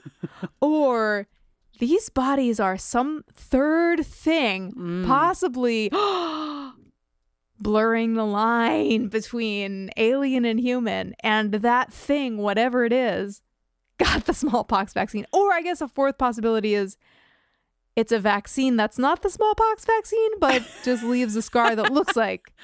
Or it's not even a vaccine. It's just something. Don't forget about the fifth possibility. It's all a dream and Mulder's about to wake up.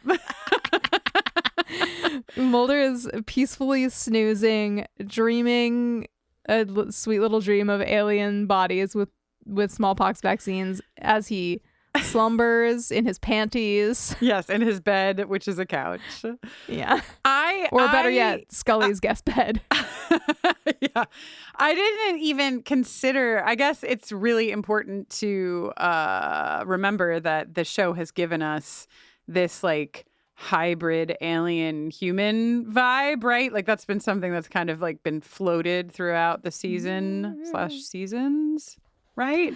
What happens when it's probably genetically whatever done in a lab or whatever, but Mulder's top concern I feel like is alien and human fucking, but I feel like immediately the only thing I care about as soon as that enters my mind is based on this season, what happens when a person and a black hole fuck.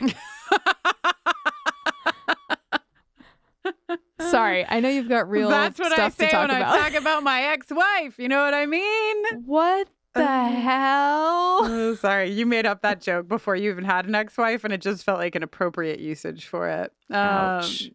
Current ex-wives included, excluded. Okay.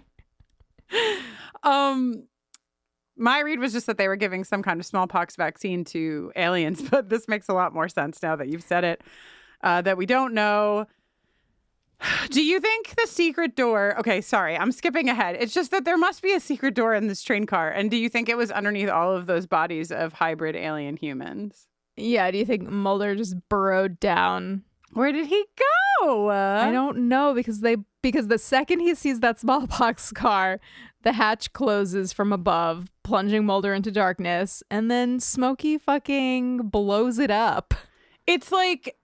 I mean, Eric must know that, like, or does Eric think that, like, he's going to sort of, like, hide Mulder by closing the hatch? Is that his motivation? I don't know. More questions than answers. And for once, I actually think that is sensical, since this is one half of a two-part episode and the other half comes next season, and we, the makers of X-Files, would like you to watch next season. So sure, leave some questions unanswered. Did we already say that Mulder says, "Oh my God, Scully, what have they done?" Because I want to make sure that we get that line in there. And that sounds like something you're more likely to say about the government melding humans and aliens than it is about the government giving some aliens a smallpox vaccine. Yeah. The government was like, "Hey guys, welcome to our planet. We just want to make sure that you stay healthy while you're here." There's a 10-day quarantine period, and also you have to have just the smallpox. It'll just be like, it'll feel like a little pinch, and then it'll be over. Oh yeah, a soldier pops into the train and then is like, "Hey, there's no one in there." Yeah. And then Smokey, for piles of alien people. Except for piles of carcasses. And then Smokey says, nothing vanishes without a trace. Burn it. So is there any way to read this other than Smokey is trying to kill Mulder after he really indicated to Bill that he wouldn't hurt Fox? But also, like, it's the same line that Albert said earlier, you know? So there's like a double weighted meaning on it. I just, you know, we know that, I mean, how old is Smokey? You know what I mean? Is he, you know, my theory is that he is an alien. It's been my theory since the beginning, so. Smokey's an alien? Yeah, so, I mean, what even is an alien life span? There we go. That's what I'm saying. Like, has he been around since Albert was doing Navajo code for these files? Is this nothing vanishes without a trace? Why do they have these two saying the same line? Is it just for fun? Unclear, but you know, he has told us that he's seen presidents die, but I guess that could happen literally every 4 years. That's true. It's true. Anyway, they blow up the fucking train car, like Jenny said, and Mulder is clearly not in there because we know that season 3 exists and there is a Mulder. You know, this is a spoiler-free podcast, but I think we can all agree that Mulder's not It could be the Mulder bot. So he must have gotten out through an escape hatch somewhere. And, oh, yes, Jenny? Sorry, did you hear me? No. Oh, I said he could be the Mulder bot. Oh, yeah, that was worth saying again. The Mulder bot. Also, it could just be a bunch of Mulder clones. You know, anything is possible in the X-Files verse. There's any number of explanations for David Duchovny being in the show after he gets blown up. Okay, sure. On a train. Sure. But he didn't get blown up. I know it.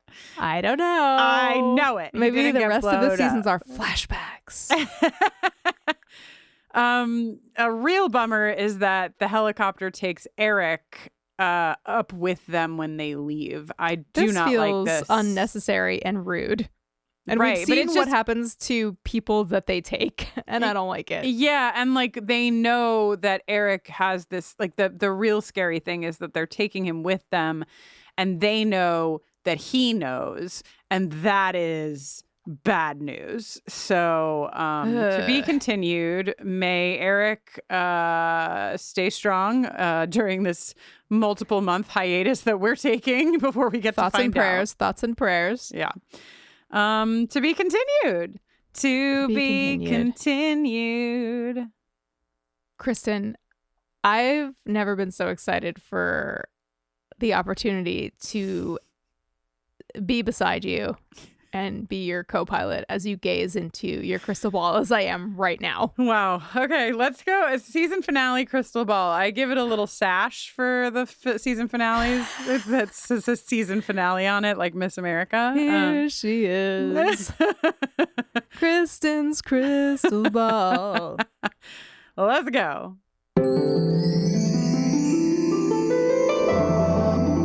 Kristin's crystal ball, she can see it all. What's coming down the pike, I'm sure she'll get it right. All right, Jenny. I'm clearing the space. No dreams shall be reported. Yeah. I have but one email that I thought would be nice to share because it's about Foxfire.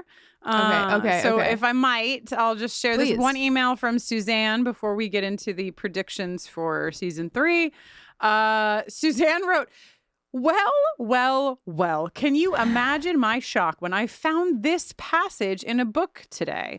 The book is Life on Svalbard by YouTuber Cecilia Blomdahl.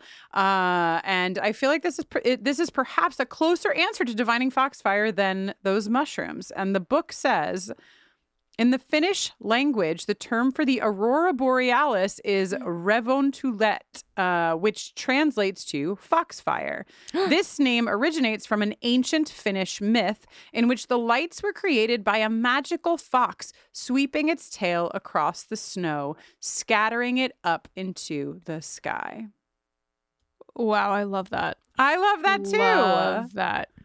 I love that too. I love a magical fox sweeping snow into the sky. Let's go.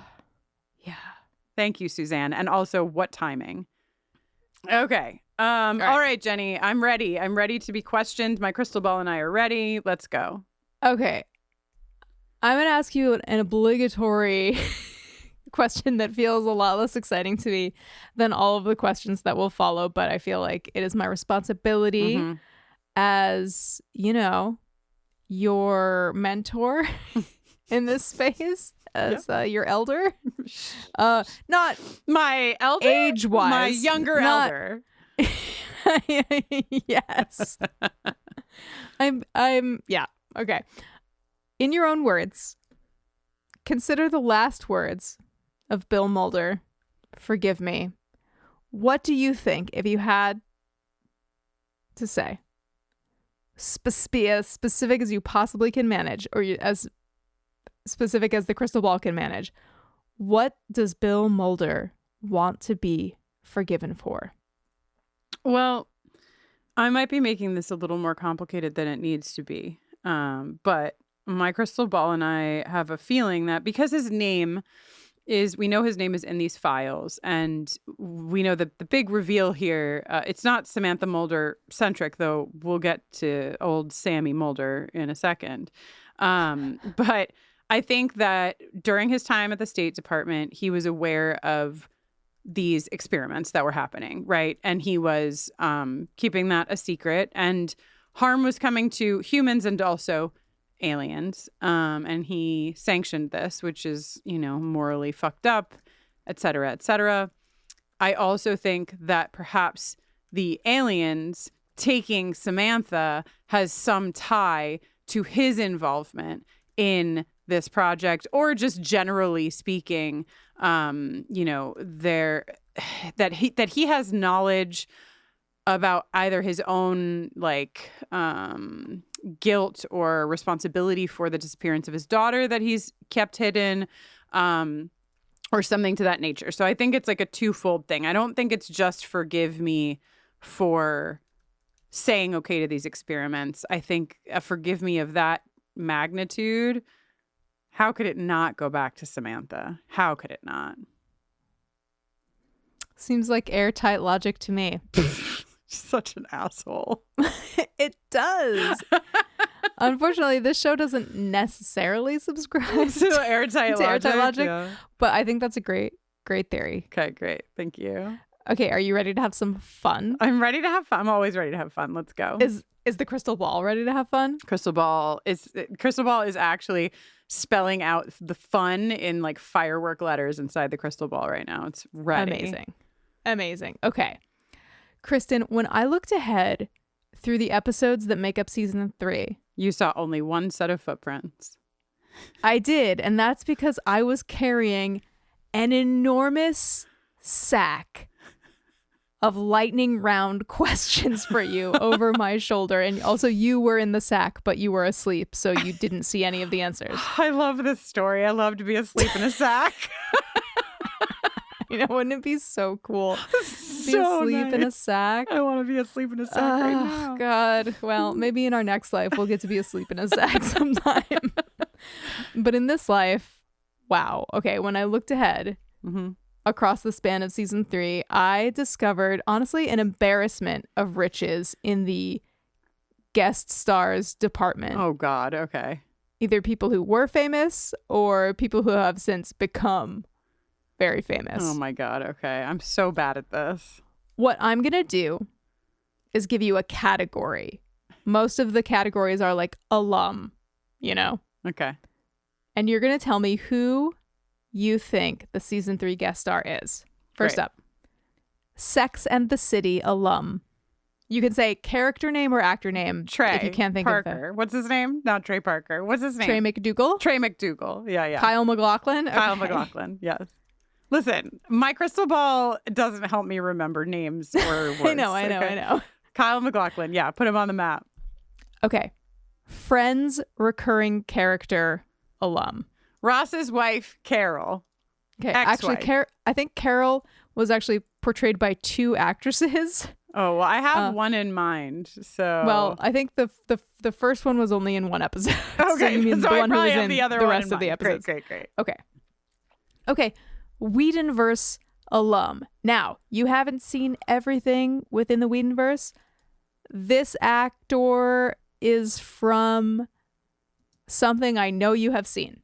Oh, okay. You know, I'm over here about to Google Dollhouse. I was like, it's the one I haven't seen.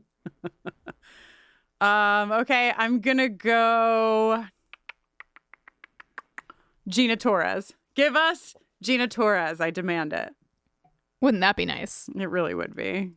Is it the Crystal Ball's predictions or is it the Crystal Ball's wish list? Unclear. And it can be both. Why choose? Yeah. Okay. Fargo season 2 alum. Jesse Plemons? He would be so small. But what if it's him? Jesse Plemons. How old are you? Jesse Plemons. Oh my God. He was only born in 1988. I hope it's Jesse Plemons. He'd be like 7. Yeah, baby Plemons. Okay. Marvel Cinematic Universe Oh my God. alum. All right, I gotta up the age here because Jesse Plemons was really cutting it close. Let's see. Okay, do you know who I want it to be? Who? Marissa Tomei. Imagine I got Marissa Tomei on the X-Files, but me and my crystal ball both know that we will not get that. I will go with Mark Ruffalo. Okay. 90s grunge figure. Member of a popular 90s grunge band. Oh God, Dave Grohl. Okay.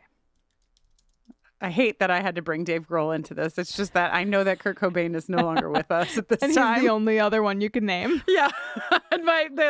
What's the fucking well down or fell? You know what I mean? Pearl Jam. Oh, Eddie Vedder? Yeah. I don't think it's him. Okay. And all that, literally, the first grunge person I went to was Kurt Cobain, and the second one was Shannon Hoon, and may they both rest in peace. Very sad R.I.P. for me that, the two first people I thought of were deceased. Okay. Pro wrestling alum. Hulk Hogan. Really named for, I'm so sorry, LaToya, I'm so embarrassed that you're going to listen to this because it's literally the only fucking name I can think of. Kristin, name 2 other pro wrestlers. The Bandit and by pro wrestlers, I just want to make sure that I am in the right genre. We're talking about WWE. Yes. Not okay. Flash. The Bandit and Flash. They're the famous tag team, Bandit and Flash. Flash and the Bandit, I think would actually be the way they would order them. They'd be billed. Okay. Game show host. The third guest that I had, by the way, was the Punisher, and I feel like at least half of what I've said are just MCU characters. A game show host? Pat Sajak. Okay. This is a gimme. Creator of my favorite modern Christmas album. Michael Bublé is so small. And so these categories all have a correct answer? Yeah. Wild. This is wild. And including Michael Bublé, which if you had not said Michael Bublé, I would be filing for divorce a second time. Excluding Michael Bublé, you have gotten 1 right so far. Wow. Maybe it's probably Mark Ruffalo. Okay, and here we go. This is my favorite thing, I think. Among my favorite things. X-Files Season 3 has an episode in it that shares its title with a Buffy Season 3 episode. What is the title? Damn, I think I have looked at it and I still forget it. Lie to Me. Okie doke.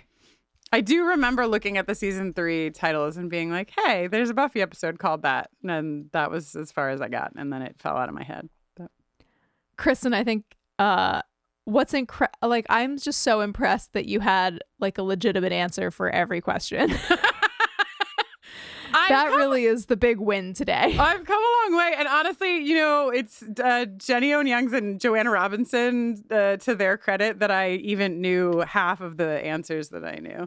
Before I met them, I only could tell you about the Garbage Pail Kids. I knew a lot about the Garbage Pail Kids back. Worth knowing. Yeah.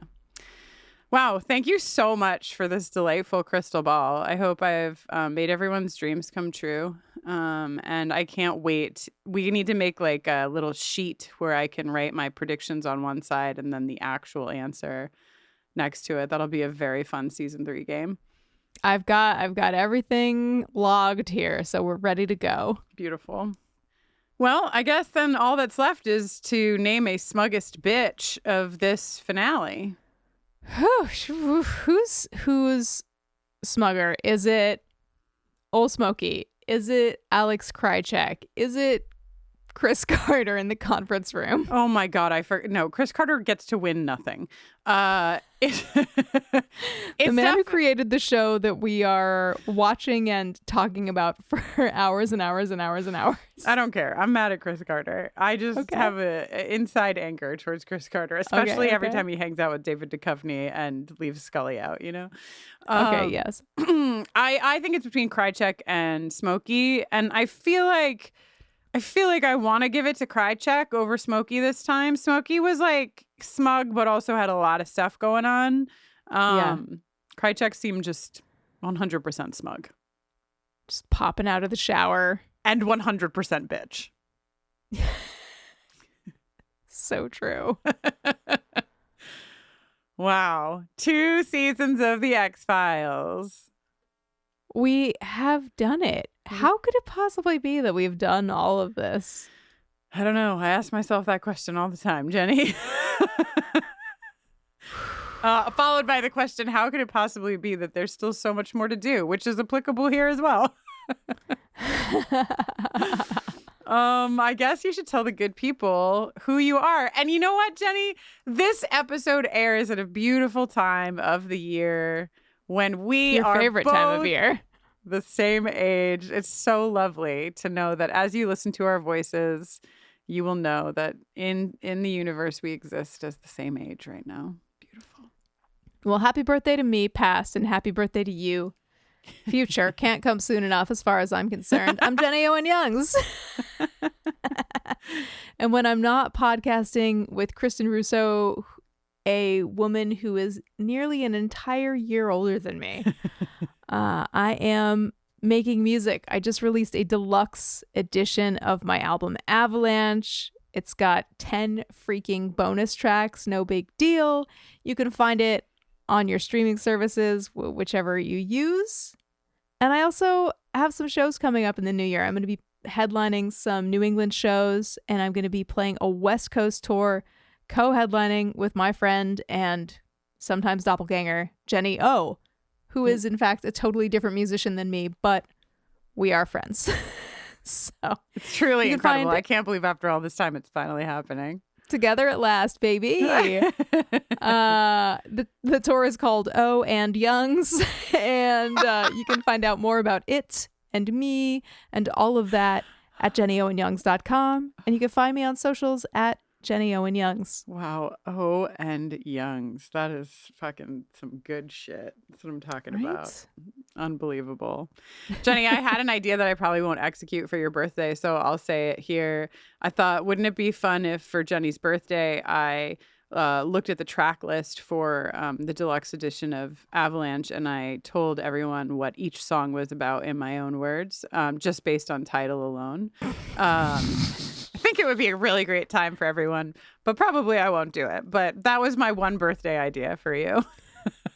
It's lovely to be thought of. I am Kristin Russo, and when I'm not talking to Jenny about 90s television or any television or movies or just, things on this microphone, I am often working with and for LGBTQ plus communities. You can find out about my work, about some of the books that I've written, some of the movie clubs I have, and the book club that I have. All of that is KristinNoline.com. It is the season finale, so why not play the beautiful jingle that Jenny made for me so you know how to spell my name? God, yes. Kristin with an I, Noeline. You can use that spelling to also find me on socials. And Jenny, who are we? Oh, Kristin Tree. Oh. Is that anything? Buffering, a Rewatch Adventure, is on socials at BufferingCast. You can email us at hello@bufferingcast.com. You could always write to the Crystal Ball as well if you want to, have words with it away from our prying eyes by writing to crystalball@bufferingcast.com. You can support the work that we do here on Patreon. This is the finale of a season here in the X-Files dedicated feed. So if it is, that means that it'll be the last episode that you hear in this feed for a minute till we come back with season 3. I will tell you that if you miss us, you should come on over to the feed where you might be now, Buffering a Rewatch Adventure, where we're covering Buffy. We make a lot of podcasts and we love to do it. And the way we do that is mostly through your support. Bufferingcast.com/Patreon. I am about to have a baby. And, when you're an independent human being who works for yourself, that means even things like maternity leave are supported by people on Patreon. So if you have some extra dollars and you want to send them our way, we would love that. And also, for the first time ever, Patreon is offering gift subscriptions. So that means if you know somebody who would really love to join us for our live watches, for the concerts that Jenny does, for the bonus podcast that we do, you can now give that to somebody as a gift this season. So that's very fun. You can learn all about that over at patreon.com/bufferingcast. This episode was produced by Kristin Russo, Jenny Owen Youngs, and LaToya Ferguson, with support from our consultant Mackenzie McDade. It was edited by John Mark Nelson. And Kristin, till next season, the status of this X-File is shirtless, pantsless, wow, bootless, wow, socksless, sprawled shamelessly across the guest sheets, wrapped around the guest mattress. Wow. Of Dana Scully. Wow. Gotta leave the people wanting more. What a lucky file. I know, right?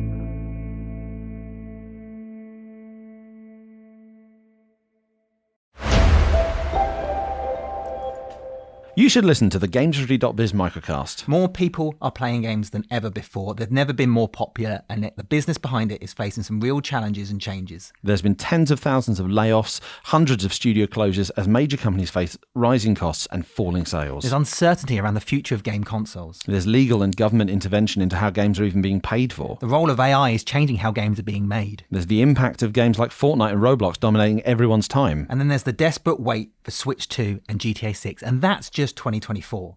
Two leading business journalists with a combined 35 years of experience offer you a weekly guide through all of this and more. I'm Christopher Dring, head of GamesIndustry.biz. I'm James Batchelor, editor-in-chief of GamesIndustry.biz, and you can join us every Monday for the GamesIndustry.biz microcast. The most important stories, expert guests, exclusive market data, and all in less than 30 minutes. Usually. The GamesIndustry.biz microcast every Monday on Apple Podcasts, Spotify, or wherever you get your podcasts.